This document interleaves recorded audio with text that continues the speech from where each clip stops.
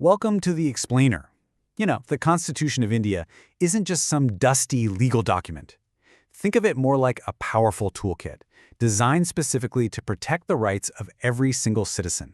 So today, we're going to open up that toolkit and see exactly what's inside. So the best place to start is right at the very beginning, with the preamble. And look, this isn't just some flowery, poetic language. This is a foundational promise. It sets out right from the get-go that the power lies with the people, and that justice, liberty, and equality are the absolute cornerstones of the entire nation. This preamble really does set the stage for everything that follows. You can think of it as the moral compass for the entire legal system, pointing every law, every government action towards that one true north: dignity and justice for all. And the timing here is absolutely crucial.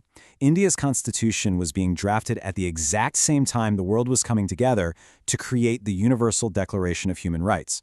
So, the framers didn't just admire these global ideals from afar, they wove them directly into India's legal fabric, making them a permanent, inseparable part of the new nation. Okay, so how do you take such a huge, grand promise and actually make it work in the real world? Well, the architects of the Constitution did something pretty brilliant.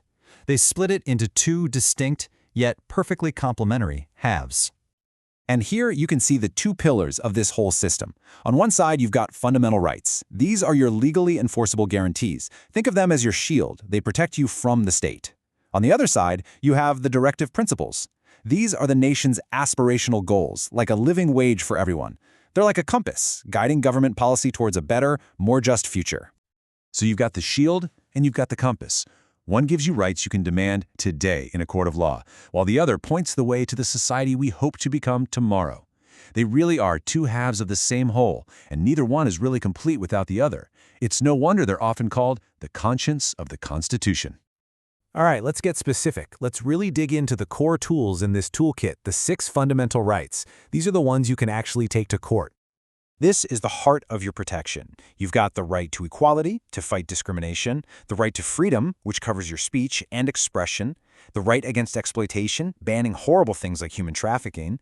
Then there's freedom of religion and special cultural and educational rights for minorities. And finally, the big one, the master key, if you will, the right to constitutional remedies. That's your power to go directly to court and make sure all these other rights are actually being enforced. And this is the most important question of all, isn't it? I mean, a right written down on a piece of paper is, well, it's pretty meaningless if you can't actually do anything when someone violates it. So what happens? How do you fight back? Thankfully, this is where the genius of the Constitution's framers really shines through. They didn't just give us a list of rights and say good luck. They also created powerful, independent guardians to protect them. So let's meet them. Who are these primary guardians? The ones tasked with making sure your rights are always more than just words on a page? First up, and this is your most powerful protector, is the judiciary. The courts have the power to strike down any law that violates the Constitution. They can issue something called writs. Think of them as super powerful direct orders to protect your rights. And what's truly revolutionary is the idea of a public interest litigation, or PIL.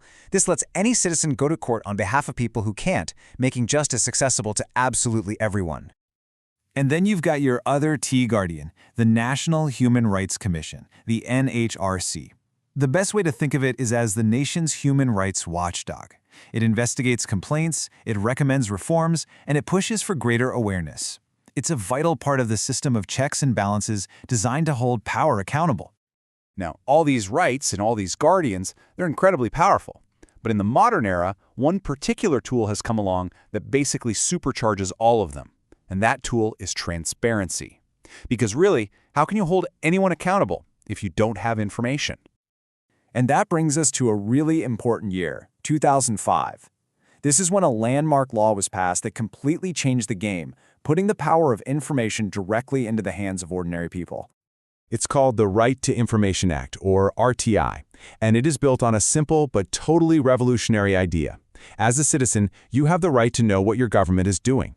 It's designed to replace a culture of secrecy with a culture of transparency, making it a powerful weapon against corruption. And the best part is, the process itself is designed to be really simple. You submit a written request, and public authorities are legally required to reply, usually within 30 days. This simple key can unlock everything from how your local road was funded to why a government service isn't working, giving every citizen a tool for direct accountability. So as we've seen, the Indian Constitution provides this incredible toolkit for protecting human rights. The rights are there. The guardians exist. The tools are literally in your hands. But you know, a toolkit is only as powerful as the person who actually decides to pick it up and use it. And that leaves us with the real question, doesn't it? Are we using them?